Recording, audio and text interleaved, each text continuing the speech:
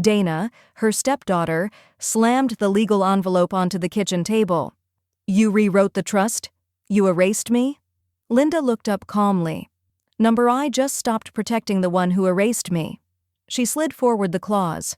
"No inheritance without public acknowledgement of kinship."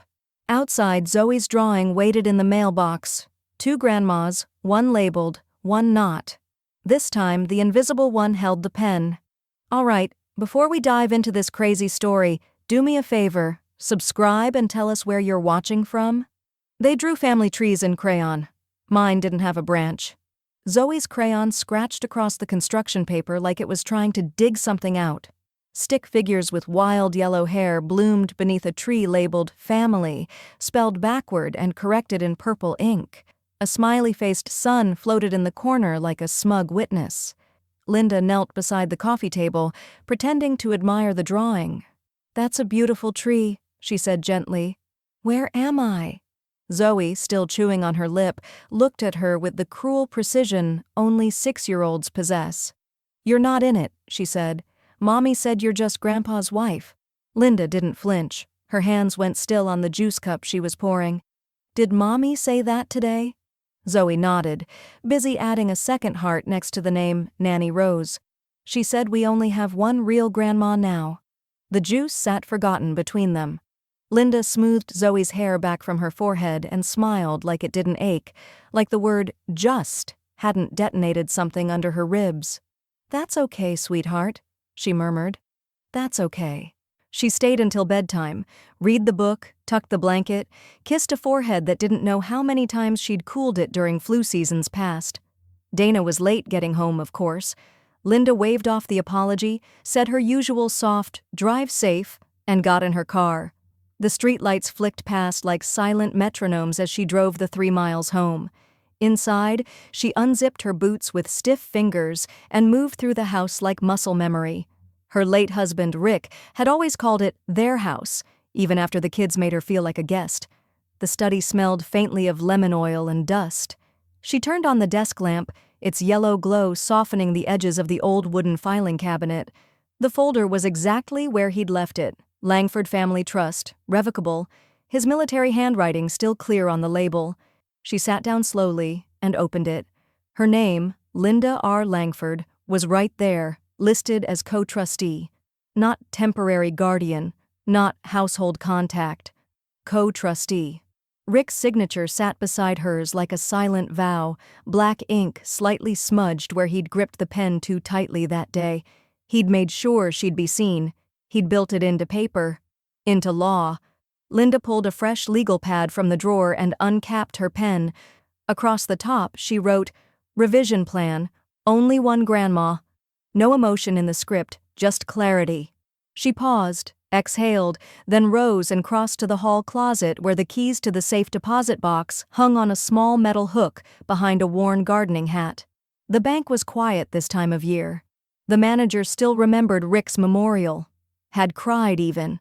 The box slid open with a metallic sigh. Inside were documents, a small velvet pouch, and a single photo frame. Tucked face down. Linda turned it over. It was from the last family trip before Rick's heart gave out. She stood in the center of the frame, arms draped protectively around Max and Zoe, Rick behind her in his windbreaker, beaming. No Dana, no Rose, just them. She touched the glass. "I didn't birth them," she whispered, "but I showed up." Her fingers lingered, then curled into a fist. She closed the box, snapped the lock shut, and walked out of the vault with the photo pressed flat to her chest. Linda stands at the crosswalk outside the bank, the photo in her coat pocket, and a quiet, unfamiliar thought in her mind. What if I stop protecting people who don't claim me? If they wanted to erase me in the living room, I'd start with the paperwork. The light in Linda's study was colder the next morning. Pale, unforgiving. The kind of light that forced a woman to see clearly. She sat with a mug of lukewarm coffee and stared at her spreadsheet, her own life reduced to columns and cells. Home equity, $372,000. Life insurance, $148,000. The Langford Family Trust, $860,000 in diversified assets. None of it emotional, all of it binding. For 15 years, she'd lived in the same space as love, but never claimed its protections. And now, all that remained were numbers and the memory of casseroles delivered to a family who no longer remembered the taste. Her cursor blinked on Dana's name. Still listed as partial successor trustee. Linda hesitated. Her finger hovered over the delete key. Instead, she clicked open another tab. Her notes. Everything she had done for them. Pickups in the rain when Dana's car battery died. Rent paid, twice. Night shifts traded so she could babysit. Dozens of baked birthday cakes, one even in the shape of a mermaid tail. There was no ledger for love. But if there were, Dana was deeply in her debt.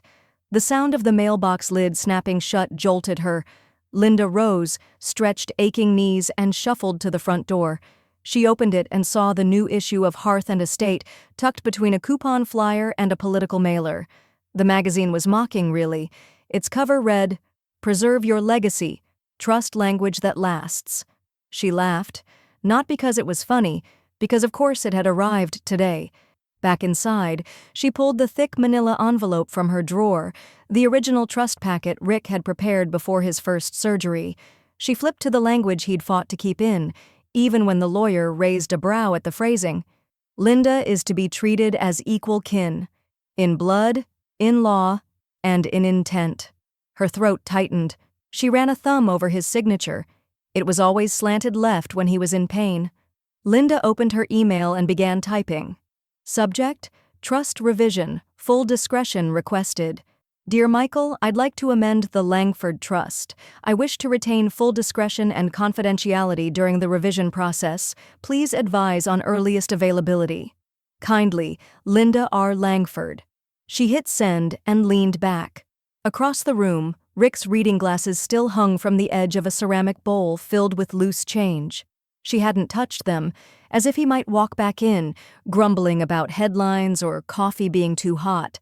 Her laptop pinged. A new email. Auto-reply from Michael's office.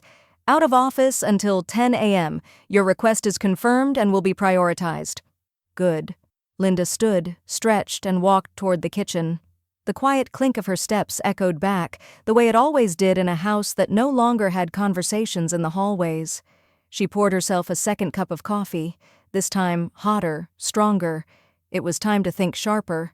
She'd accepted Dana's drift before, understood when her biological mother had reappeared 5 years ago like some ghost reanimated.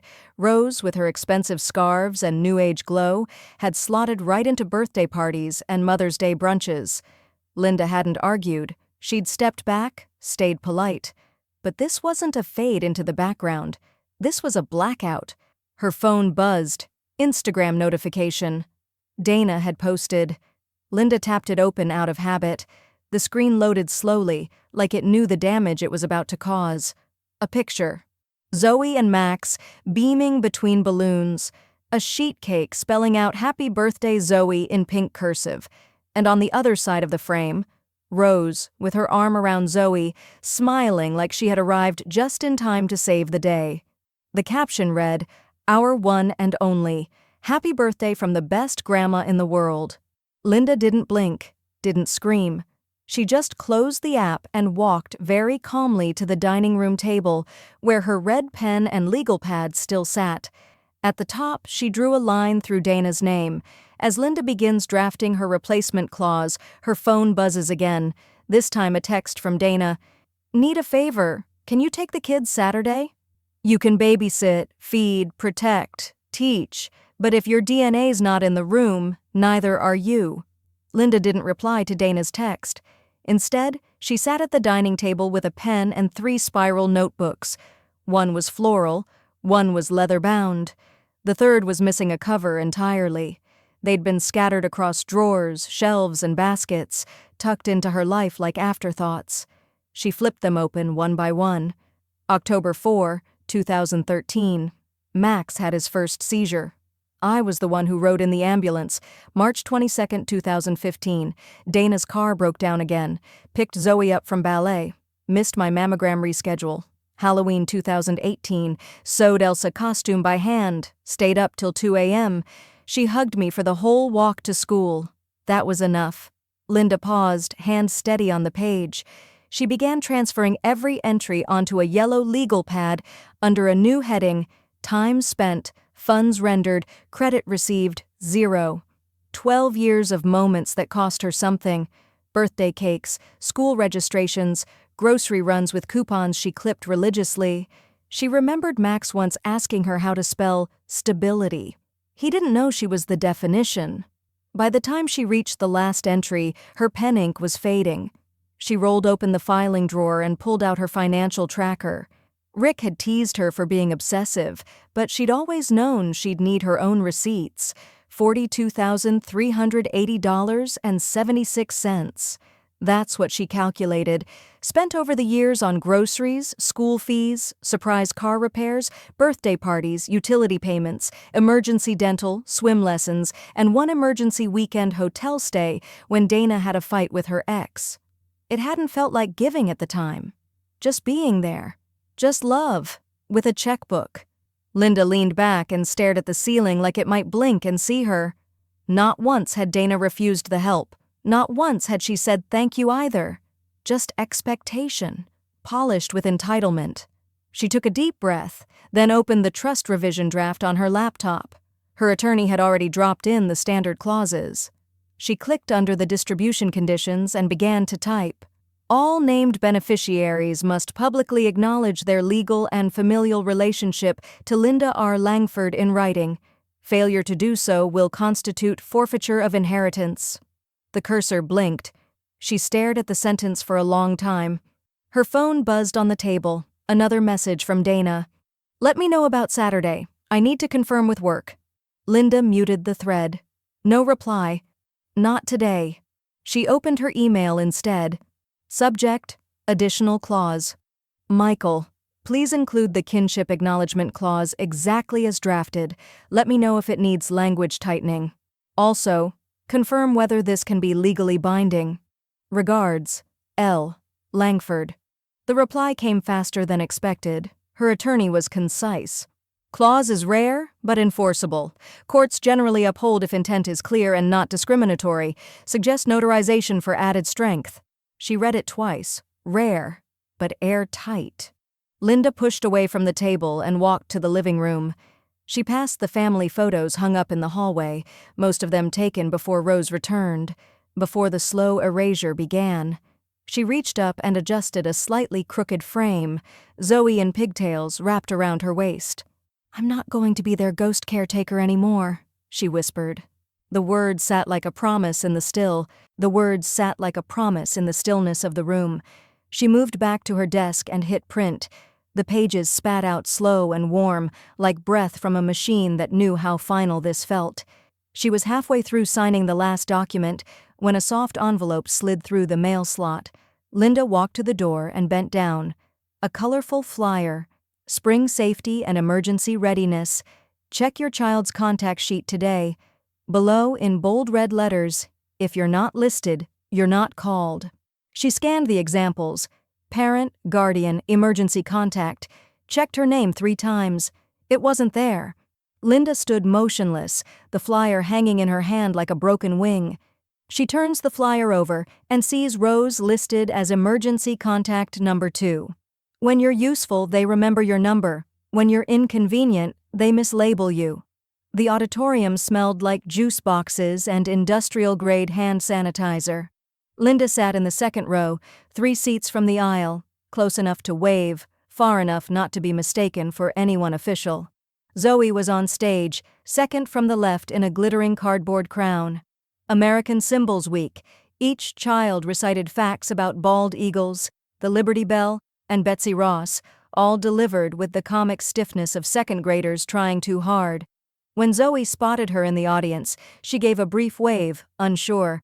Linda waved back, smile soft, steady, but her chest pinched. Even now the child seemed to hesitate before recognizing her. Afterward, the hallway buzzed with kids pulling art off bulletin boards and parents chatting about carpool. Linda waited until the teacher gave the green light to sign students out early. She stepped to the front with calm authority, gave her name, and asked for Zoe. The young receptionist smiled politely, then glanced at her screen. I'm sorry, are you listed as a guardian or contact? No, Linda said, but I've picked her up before. I'm her grandmother. I understand, the girl said, apologetic but firm. I can't release her without someone on the approved list. Linda stood there a moment. The weight of the flyer in her purse, Rose's name bolded, suddenly seemed to buzz through the fabric. She stepped back, composed. That's okay, she said with a faint smile. Let's make everything technically correct then. The drive home was quiet. No music, just the low hum of the engine and the crackling of the thoughts forming in her head. That night, Linda opened her secure files. She logged into the 2 custodial college savings accounts, one for Zoe, one for Max. Rick had set them up years ago, linked Dana's name out of convenience. It's just for formality, he'd said, in case I go first. He had. And that formality had become assumption. Linda clicked, Manage Beneficiaries. A prompt blinked. Do you want to remove co-access holder? She didn't hesitate. Dana's name vanished in one click. Authority. Revoked. She opened the master trust document next, fingers no longer trembling. Scrolled to the education fund clauses. Rick's language had been vague, generous. Any named family member could initiate tuition disbursement. Not anymore. She rewrote it herself. A new clause, clear and narrow. Tuition funds may only be accessed by a verified guardian who has acknowledged legal and emotional kinship to Linda R. Langford in notarized form. She saved the document and leaned back in the chair. This wasn't vindictive. It was clarity, legal, enforceable, overdue. Then, as the house stilled deeper into the evening, she pulled a blank page from her drawer. At the top, she wrote in careful cursive, "The grandma they told you to forget." The letter took shape slowly, one line, one breath at a time. Zoe, Max. You won't remember the nights I rocked you through croup coughs or the afternoons I stood outside your school plays in the rain. Maybe you'll remember pancakes or the red sweater I always wore, or maybe you won't remember at all. That's okay. This isn't for now. It's for later. When you ask why the stories skip a face, I hope someone tells you I was there. Every day they didn't mention. Love, Grandma Linda. She folded the letter once, then again, and slipped it into a cream envelope. She didn't cry, but her hands stayed resting on the paper a long time after the pen had gone still. Her inbox dinged. A new message from Michael, her attorney. Subject, trust recertification, scheduling and successor update. Needed, the body was brief. Please confirm a time to notarize and finalize revisions. Also, who will be replacing Dana as successor trustee? Linda stared at the screen. Replacing Dana. For the first time in days, she smiled. Her eyes drift to the fridge. Claire's thank you note still pinned there. You always felt like family even when you didn't have to be. She erased me from the family. I erased her from the finances. Linda sat in her car outside the urgent care center, watching as Clare emerged with a toddler on her hip and a clipboard under one arm. The boy, Lucas, was sniffling, cheeks red and jacket askew. Claire kissed his temple before buckling him into the back seat of her hatchback. Single mother, full-time nurse, never missed a birthday, never asked for a dime. Linda waited until Claire pulled away before starting her engine. That night, she opened the trust document one more time, scrolled past the red-lined sections, and found the blank space where successor trustee once read Dana Langford. She placed her hands on the keyboard like she was about to write a name into stone. Claire Jennings. There it was. The next morning, she texted Claire. Can you stop by this week? I need to talk to you about something important. Claire replied within minutes. Friday, okay? I get off at 4. They met in Linda's kitchen, where the scent of cinnamon tea floated over the low hum of the dishwasher. Claire looked tired but composed. Her uniform still wrinkled from a shift, but her eyes curious. You okay? She asked, easing into the chair across from her. Linda slid a folder across the table. I'm updating the trust. Claire blinked, then glanced down. Oh, you need me to witness? No, Linda said gently. I need you to replace Dana. As successor trustee, if anything happens to me, you'll be the one managing everything. Claire's hand paused on the folder. Linda, you've shown me what family without blood looks like. What consistency feels like. Claire looked stunned. Her fingers tightened over the folder like it might disappear. Are you sure? I'm done asking people to see me when they've already made up their minds not to, Linda said.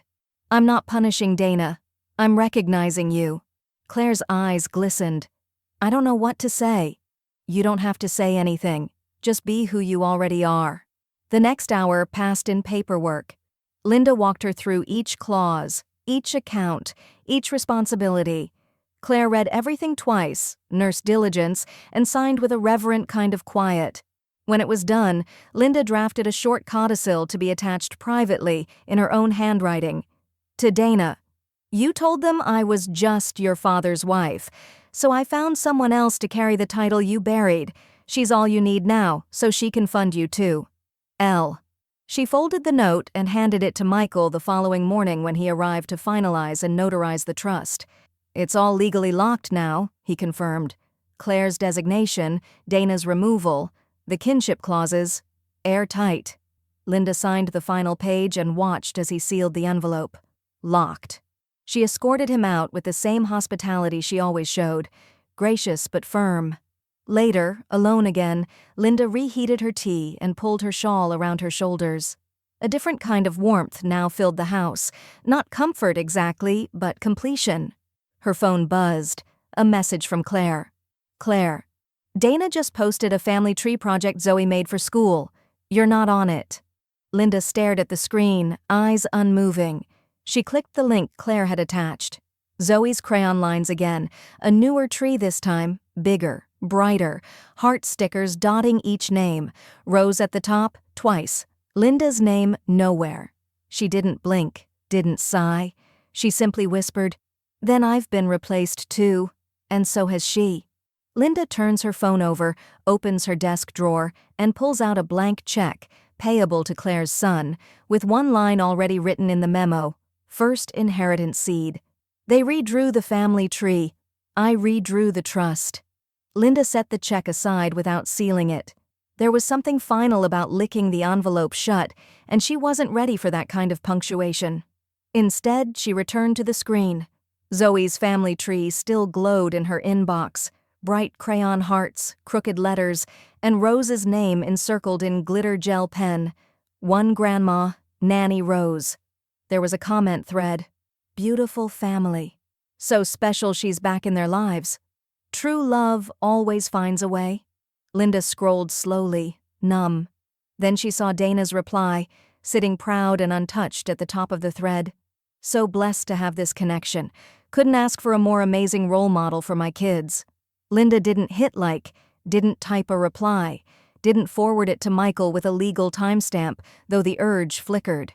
She just sat with it, let the truth rise like steam off a kettle. If erasure was going to be the family's strategy, then she'd make her edits where it counted, on paper, in capital letters, behind signatures. She opened a new document and titled it, Second Mother's Fund, Preliminary Charter. The idea had lived in her for months, a grant for stepmothers who had raised children they didn't birth, who showed up without being written in, who remembered every detail even when they were forgotten in the big ones. The trust had room. Claire's financial advisor had confirmed that during their last meeting. Linda could carve out a separate funding branch, non-inheritable, mission-locked, and future-facing. She set the seed amount to $10,000. Just enough to start, just enough to make it real. Her attorney responded within the hour. Scholarship structure is sound. I've created a distinct designation. Funds will be dispersed only to qualifying recipients, or roll back into main trust if program sunsets. Note, language currently includes only accessible to those legally acknowledged as guardians or stepkin with demonstrated caretaking roles. That clause is strong, Linda, very you. She smiled at that. A legal compliment with teeth. As the fund paperwork uploaded to the secure drive, Linda returned to her original trust and wrote a footnote in blue ink. Legacy isn't always linear. Sometimes it arrives sideways, earned by presence, not blood. She thought of Clare, of Lucas and his lopsided smile, of the way Claire's arms looked when they caught him without hesitation, without calculation, the kind of embrace Linda had given Zoe 100 times, unnoticed. She reached for her phone, intending to text Claire a simple update. Instead, a new message blinked across her screen. Dana. Hey, can you babysit this weekend? Just a few hours. Max has soccer and Mom's not free. Linda read it once, then again. Not, would you be willing? Not, I know things have been weird. Just need. As if Linda were still some drawer to pull open when convenient. She looked back at the screen one last time. Zoe's crayon tree, Rose at the center. One grandma in swirls and sparkles. Linda's hands moved before her heart caught up. She opened a new draft and began typing. Subject, babysitting request. Dana, thank you for reaching out. I'm no longer available in the ways I used to be. Wishing Max luck at his game. Linda. But she didn't hit send, not yet. Instead, she minimized the window and walked to her bookshelf, pulling out a slim journal from between tax returns and medical notes. She wrote one sentence at the top of the page. Being remembered is harder than being needed. Her phone buzzes again. Dana has sent a voice memo this time. Linda presses play. The first words, I don't know how we got here. They wanted the labor, not the label. The voice memo played in Linda's kitchen, the speaker low and hesitant, like Dana had recorded it while pacing. I don't know how we got here. I mean, you've always helped. You always just did, you know? Linda sat at the table, her tea untouched. The message crackled, then continued.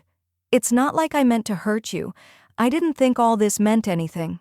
I was just trying to keep things simple for the kids. Can we talk? She tapped pause. You always helped. Like that was a reason to keep helping. Like history justified entitlement. Linda opened her laptop and pulled up the drafted reply, the one she hadn't sent. She read it again, then deleted the closing. Her fingers moved deliberately as she typed, Dana, I'm no longer available in the ways I used to be. Help only works if you're allowed to exist after the job's done. I was never just the extra pair of hands. I was a grandmother, whether you acknowledged it or not. I wish Max luck at his game. Linda. She hit send. No ceremony, no reread, just silence. Pure and earned. An hour later, the reply came. Don't make this personal. Linda let out a short, almost laugh, the kind that ends in the throat. She typed back without punctuation. You made it personal when you told them I wasn't real, and that was the end of it. The next morning, Claire sent a photo. A smiling woman stood outside a modest apartment holding a printed check and crying. The caption read, First grant delivered. Single stepmom of 3. Never missed a school pickup. Linda stared at the photo a long time. There was no press release, no crowd, no applause, just a woman seen, a woman not erased. She printed it and pinned it to the bulletin board above her desk. Later that day, she opened her estate file. It took an hour to sort through. Layers of old drafts, Rick's notes, copies of family photos scanned in for safekeeping. She removed the family assets envelope from the main binder. One by one, she reassigned each item in the will. Her mother's locket, to Claire. Her pearl earrings, to Lucas's future wife or daughter. The handmade memory quilt, stored for a woman in the grant program, chosen later. The family album, every photo that included Dana, Zoe, or Max, she moved to a separate box marked Restricted Until Request. She paused only once, at the wedding photo. Rick in his navy blue tie, kids climbing on their laps, all of them laughing like permanence was a promise. She placed it in a velvet pouch, tucked it into the safe, and turned the lock with a soft click. This legacy was not a shrine anymore. It was a filter. Only those who chose her would inherit from her. That evening, Linda sat on the porch with a blanket and the last of the fall sun. A soft breeze moved through the dried hydrangeas, and the world finally felt manageable, smaller, but honest. Her phone buzzed once, a calendar notification, Zoe's birthday, next Saturday. Then a message came in. Dana. Zoe said she wants you there. You can come if you want. No emoji, no warmth, no correction to grandma, just the opening of a door no one had knocked on. Linda stared at the screen. For the first time in a long time, she didn't know what she felt. Invited, maybe, but not included. She flips the invitation over and sees a note scrawled in Zoe's handwriting. You can sit next to Nanny Rose. They invited me like a neighbor, not a grandmother. The wrapping paper was soft yellow with silver stars. Linda had folded every corner precisely, using ribbon the same shade as Zoe's old ballet slippers. Inside was a handmade memory book, 20 pages of photos, notes, birthday cards Zoe had drawn and promptly forgotten, one lock of hair from her first haircut, and a poem Linda had written when she first called her Lala. It was the most personal thing Linda had ever put together, and she knew, stepping out of her car with it tucked under her arm, that it would be invisible in the room she was walking into. The front lawn was ballooned. A banner hung crooked over the garage. Happy 7th, Zoe! She could already hear the chaos of cake and cousins inside. Linda straightened her modest gray dress and smoothed the side seams. Rick's old brooch, deep green and gold, sat pinned over her heart. She adjusted it once, then walked up the path. Dana opened the door. Oh, you came? She said, blinking like it hadn't been her message that invited Linda at all. Linda gave a quiet smile. Zoe asked. Dana stepped aside. No hug. No, thank you for coming. Just space, like opening a door for a delivery. Inside, kids ran in half costumes, one dressed as a veterinarian, another in sparkles and wings. Linda stepped lightly around them until she found Zoe near the gift table, crown askew and frosting on her chin. Zoe looked up. For a moment, something flickered. Then she ran forward, not into Linda's arms, but to grab the gift. Is that for me? She asked. Linda knelt. It is. Zoe hugged her out of instinct, then pulled back and yelled toward the kitchen. Nanny Rose! Look! Linda stood slowly. Rose entered, all flowy linen and sage-colored jewelry, the kind that suggested peace even when surrounded by tension. She gave Linda a nod. Not cold, not warm. Just procedural. Hi, she said. Linda smiled again, smaller this time. Hello? Zoe pulled at Rose's hand. Can we open it now? Let's wait till cake, sweetie, Rose said gently. You can show everyone then. Zoe pouted, then turned to Linda. Grandma, Nanny Rose says we open gifts after. Linda's chest didn't flinch, not this time. The correction didn't surprise her. It's okay, she said, whenever you're ready. Dana hovered in the background, phone in hand, pretending to answer a text. She hadn't said more than 4 words. Linda placed the book gently on the table and walked to the door. Leaving already? Dana called, almost too late to matter. I have an appointment, Linda said. No one asked what kind. She let the screen door whisper closed behind her. The bank was quiet. End-of-day lull, the kind she used to know by heart when she worked evenings. She sat across from the financial manager with calm precision. I'd like to open a new custodial account, she said. He nodded. Name of the beneficiary? Lucas Jennings. He looked up. Relation? Linda smiled. Chosen family. By the time she left, the paperwork was filed, the seat amount transferred, and the envelope with Claire's copy sealed and stamped. The sun was setting behind a row of old oaks as she walked to her car. She rolled the window down and let the wind tug at her scarf. For the first time in weeks, she felt something that resembled a full breath. Her phone buzzed just as she pulled into her driveway. Dana. The message was short. Was that necessary? Linda stared at it. Not thank you for coming, not Zoe loved the book, just the same reflexive discomfort she'd learned to expect. Linda doesn't reply, but she does scroll to her drafts and reopens the letter to Zoe she never gave, adding one line at the end. One day, you'll remember who brought the photos they don't hang anymore. She asked if it was necessary. I thought, so was every sacrifice I made. Linda tapped out her reply without ceremony. It was. Because she deserves to know who held her through her fevers. She didn't wait for a response. In the quiet of her living room, the ticking of the old wall clock sounded louder than usual. She folded the blanket over the back of the couch, more out of habit than need, then sat at her desk and opened the trust files. Again. Some things had already been rewritten, but there was one section she'd saved for last. contingency terms, successor beneficiary clauses. Until now, Dana's name had remained as a distant contingency, a faint courtesy Linda had left untouched, like an unlocked door. She stared at it, the digital type dull and impersonal. She highlighted the line. Dana Langford, partial residual inheritance, delete. She clicked into the clause editor, typing slowly, intentionally. Any reinstatement of Dana Langford as a beneficiary shall be contingent upon a formal written apology, accompanied by a public acknowledgement of Linda R. Langford as a maternal figure in her life and the lives of her children. This must be submitted to the estate attorney and included in the Langford family record under the title, I dismissed who raised me. She stared at the blinking cursor. Her throat was dry, but not from grief. Clarity could be dehydrating too. She saved the draft. 5 minutes later, the phone rang. Dana. Linda let it ring 5 times before answering. Did you seriously change the will over a birthday party? Dana's voice was thin, sharp, more panic than anger. No, Linda said calmly. I changed it because the erasure wasn't accidental. It was trained.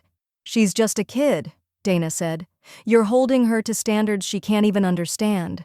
No, Linda replied, her voice low but anchored. I'm holding you to standards. Kids don't forget unless they're taught to. There was a silence so brittle, Linda could hear Dana exhale. I didn't mean to hurt you, Dana offered, but this isn't healthy. Claire told me about the scholarship, the inheritance. You're making this into some kind of war. Linda didn't flinch. It's not a war. It's a will. You're making me look bad, Dana whispered. No, Dana, she said evenly. You did that on your own. Dana hung up. The line clicked to dead air, and Linda gently placed the phone back in its cradle. She sat still, the weight of the final clause settling into the silence like a completed structure, sharp-cornered, permanent. She stood, walked to the small safe in her closet, and pulled out the handwritten letter she'd drafted months ago, back when the grief was still unripe and fragile. She slid it into a new envelope marked Final Access, Conditional, and placed it in a file beneath the notarized copy of the updated trust. The pen she used to sign the update sat alone on her desk. She tucked it into her cardigan pocket and stepped outside, needing air. The sky was streaked with violet. A cool wind rustled the hydrangeas. The same wind that had carried her scarf just days ago now felt like punctuation. Final. Familiar. Her phone buzzed in her cardigan. Message from Rose. She hesitated before opening it. I never meant to erase you. Can we talk? Linda stares at the message, then opens a new folder on her desktop titled Conversations That Should Have Happened Sooner. She wasn't the villain, but she stepped on a life I lived daily. The bench wasn't anything special. Metal slats, worn green paint, a plaque that read, In loving memory of Stanley J. Coyle. He liked trees. Linda sat first. She always arrived early. It was a discipline, a muscle she'd built caregiving on someone else's schedule. Rose arrived 5 minutes late, cardigan draped over her arm like a peace offering, face bare of makeup. She looked older than she did online. Softer, but not small. Hi, she said quietly, sitting beside Linda with a full seat's worth of space between them. The silence between them was long but not empty. Rose opened first. I never meant for it to happen like this. Linda said nothing. I only came back because Dana needed help. I thought it would be transactional. Babysitting, birthday appearances. I didn't expect Zoe to latch on. Linda turned to her, expression unreadable. Kids cling to what they're told is safe. Rose nodded. I know. There was a breeze then, slow, as if the trees were listening too. I never called myself the only grandma, Rose said. Dana said that, posted it, labeled me like it made the past disappear. I didn't correct her. Linda finally spoke. But you let it happen. Rose folded her hands in her lap. I did. They sat there a while, the kind of quiet that didn't demand fixing. I've seen the way Zoe looks at you, Rose said, eyes soft. She knows something's missing. She just doesn't have the vocabulary for it yet. Linda didn't cry. She hadn't cried in months, but her throat thickened anyway. "I won't ask you to forgive me," Rose added. "I just didn't want you to think I orchestrated this." Linda gave a small nod. It wasn't absolution, but it was recognition. "Thank you for saying that," she said, barely above a whisper. Rose stood first. "If she ever does ask questions one day, I'll tell the truth, the whole truth." Linda looked up. "Good." They didn't hug. They weren't that kind of healed. But they walked away without turning around, and somehow that felt fair. At home, Linda opened her laptop and clicked into the document that had followed her through 3 drafts, 2 attorneys, and a dozen hesitations. "Real Grandma, a story they won't publish." She scrolled to the bottom and typed the final line.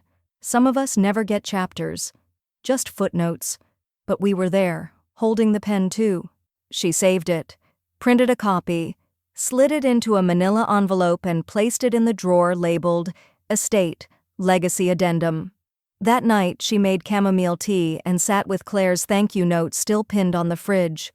There was something quiet and steady about her kitchen again. Grief had finally stopped scraping the corners.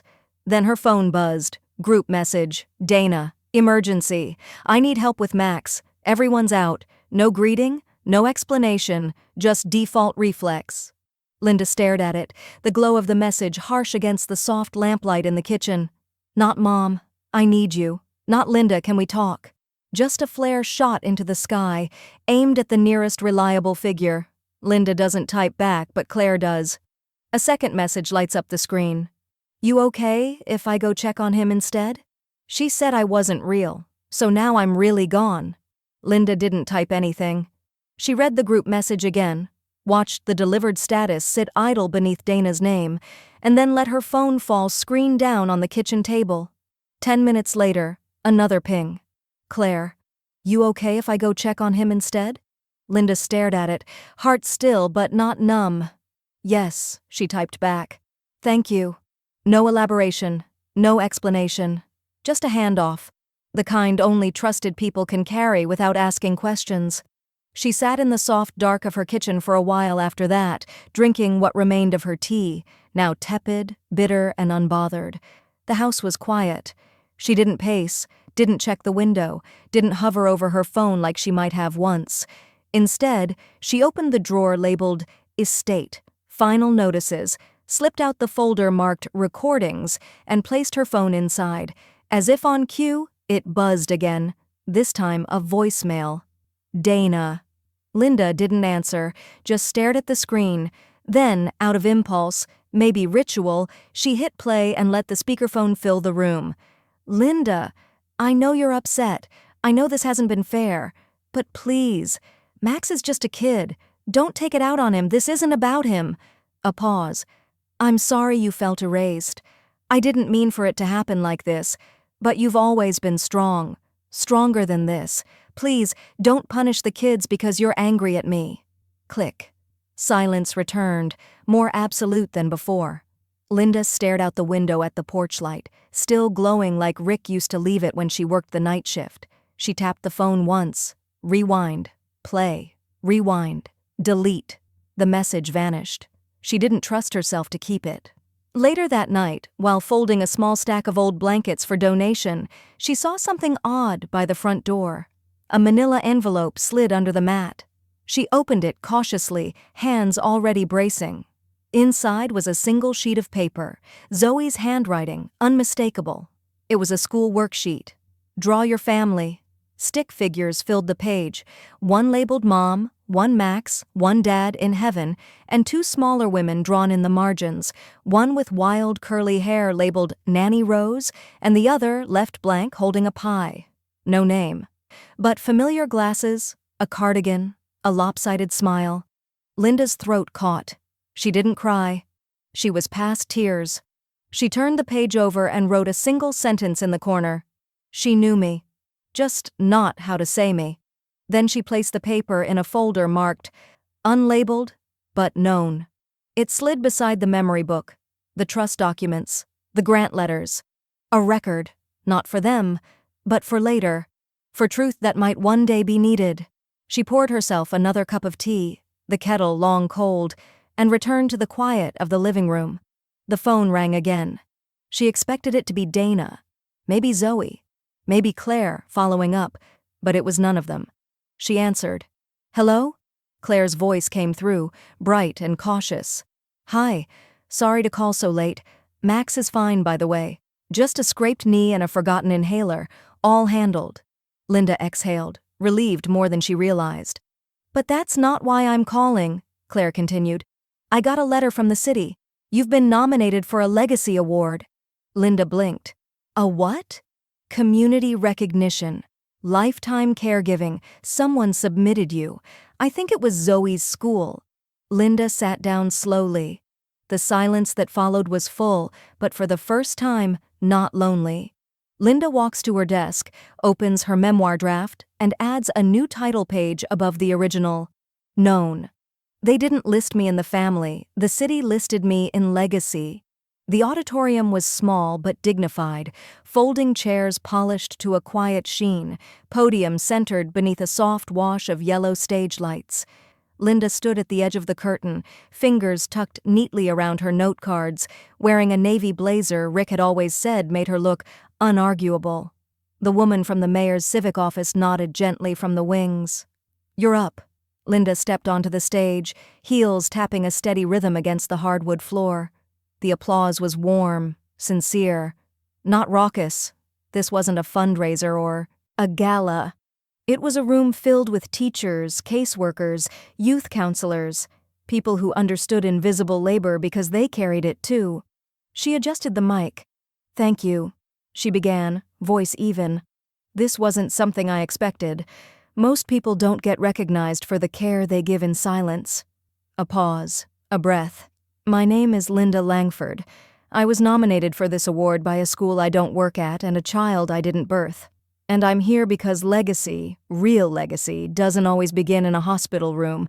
Sometimes it begins at a soccer field, or on a flu night, or with a handmade Halloween costume at midnight." There was a hush now. Not a silence of indifference, but the kind that stretches around a story. "I'm calling this speech," she continued, "the ones we raised without permission."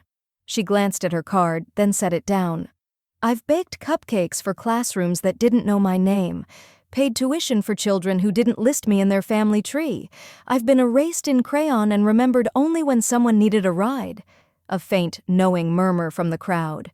"But this award tells me I was seen, and that's enough. That's everything." Linda stepped back from the mic.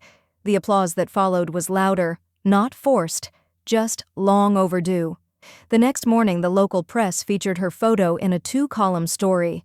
Claire dropped off 3 printed copies, one already framed. "You're on the fridge now," she'd said with a grin, "permanent magnet space." Linda laughed. It landed softly in her chest. The award came with a small stipend, $5,000, and without hesitation, she contacted the bank.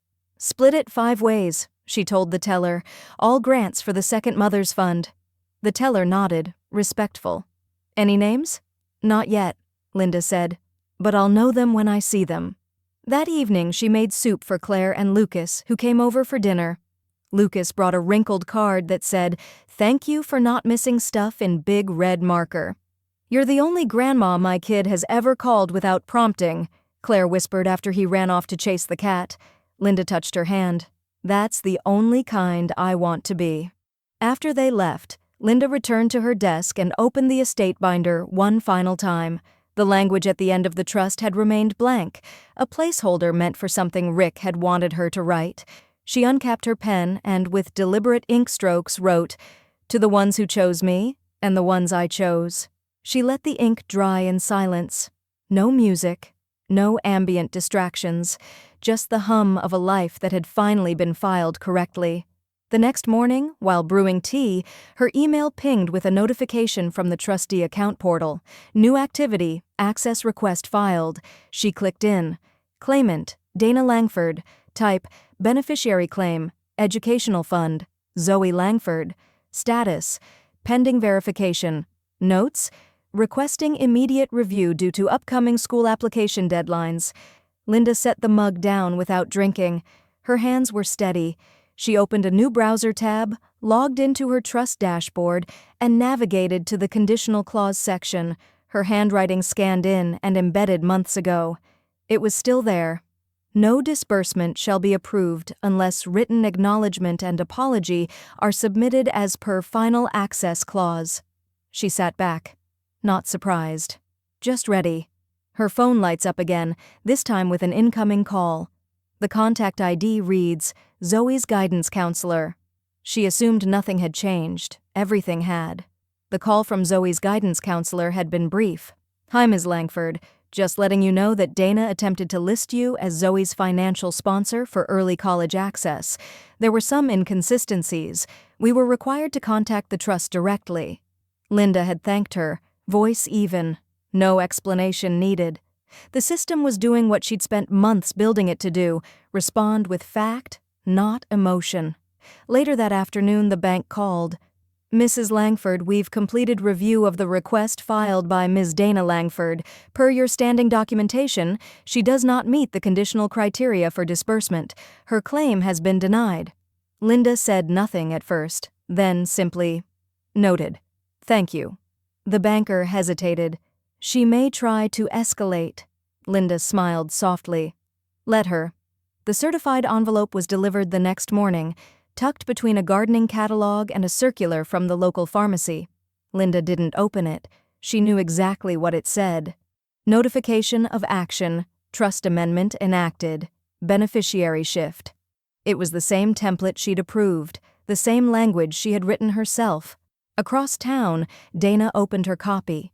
10 minutes later, Linda heard the car before she saw it, gravel crunching too fast, tires braking unevenly. The knock on the door wasn't frantic. It was precise. Angry. Linda answered. Dana stood in the entryway, legal envelope still clutched in one hand like it might combust. You revoked my access, she said flatly.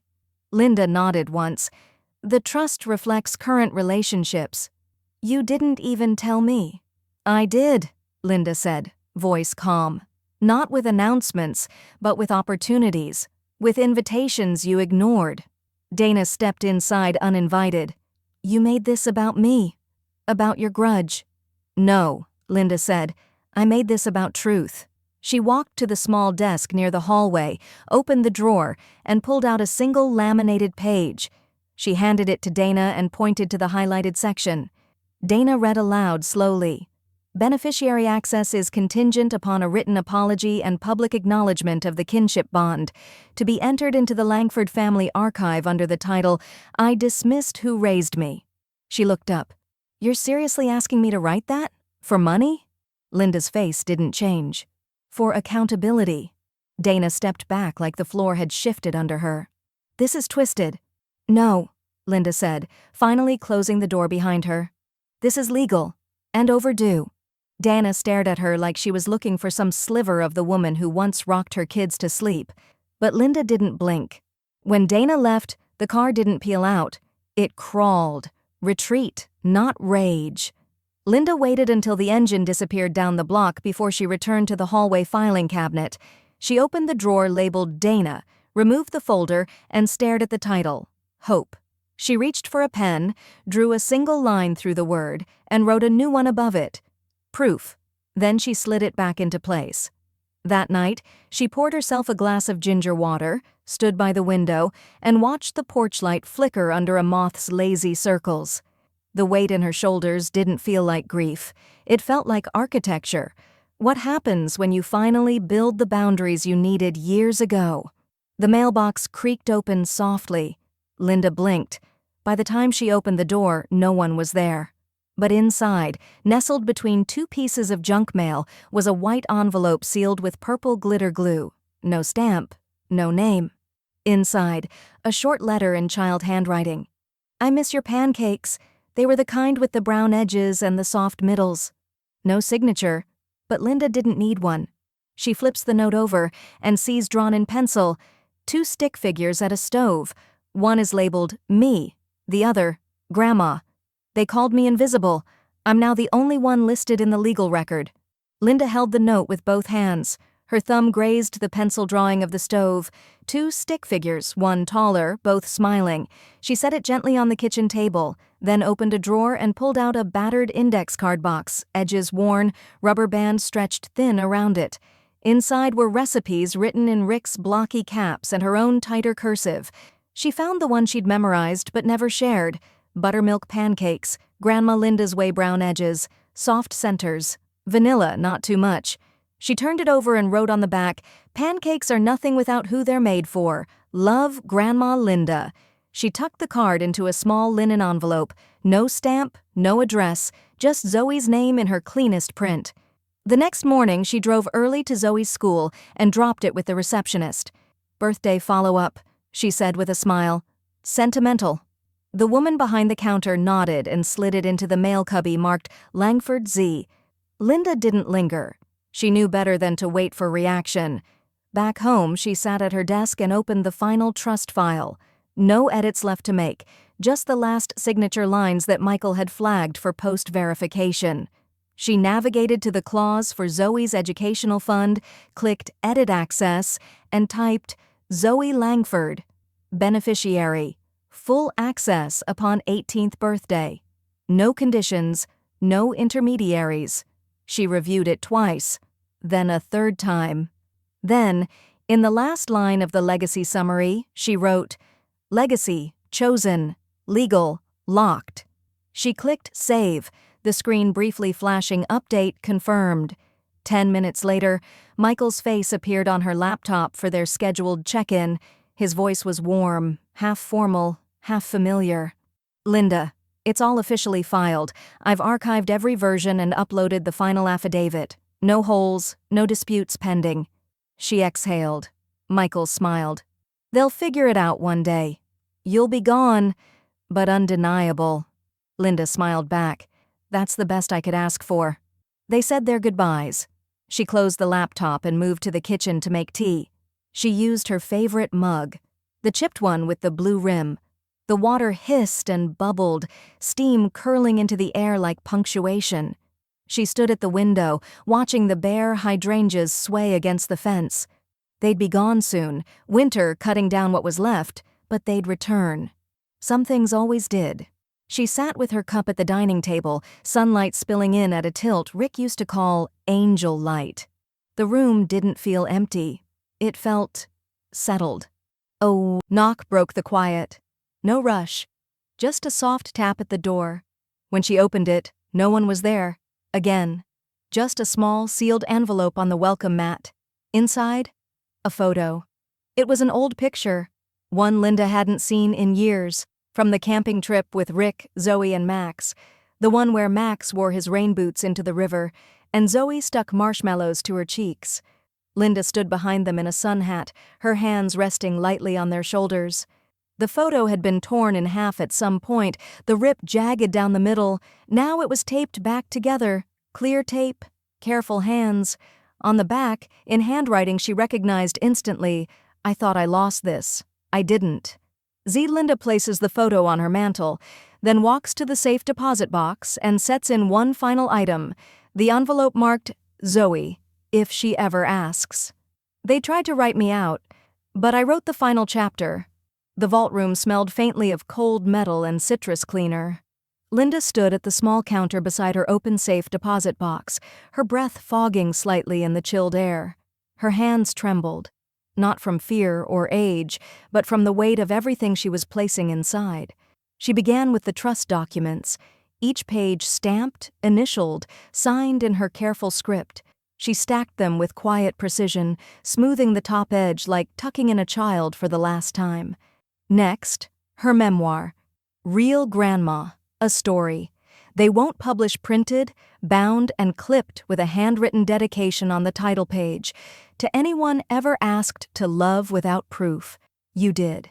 You were real before they knew how to say it. Then Zoe's letters, each one, even the glitter-glued ones wrapped in tissue. The drawing of the stove, the torn and retaped photo now laminated, and finally, the locket. It had been Linda's mother's. She'd meant to pass it to Dana once, but the meaning had shifted, grown in the wrong direction. Now it would wait for someone who reached for it with both hands and no conditions. She placed it last, centered everything, closed the lid. Before she turned the key, she whispered, "This is what real looks like." Later that week, she met Michael at his office. She handed him an identical folder. "These are the copies," she said. "Unseal them only if Zoe comes looking." He nodded solemnly. "You've built a clear record, Linda. You made sure the story could be followed." She gave a quiet smile. No more footnotes. Claire's son, Lucas, graduated from high school in May. Linda arrived early, as she always had for the kids who let her stay. The gym was filled with folding chairs and flashbulbs, the air thick with balloons and nerves. Linda sat near the front. Claire waved from the other side, eyes misty. When Lucas stepped onto the stage, he paused at the mic longer than most. Then, unexpectedly, "I want to thank my mom, and I want to thank my grandma, Linda Langford. You weren't supposed to be mine, but you were, every day." Linda's hand flew to her chest and the room blurred for a moment. Applause thundered around her, but she didn't move. She just breathed it in, quietly, deeply. Summer came late that year. Linda's hydrangeas bloomed shyly at first, then all at once, as if finally given permission. She walked through her garden in the early morning, no gloves, no shears, just her palms brushing against the soft faces of petals she'd tended for years. The sun touched her shoulders, warm and forgiving. She passed the birdbath Rick had insisted on, the trellis Max once climbed like a pirate ship, the stone bench where Zoe used to braid grass and call it jewelry. Everything carried a mark. Nothing claimed her, but everything remembered. She stopped at the far corner where her daffodils, always late, always stubborn, finally stood upright, gold against the green. She didn't say anything. She didn't need to. The wind picked up gently. In the house behind her, the kettle started to whistle. The porch light flickered once, and the world went on. Not forgetting, but rebalancing. They gave me no title. I gave myself the deed.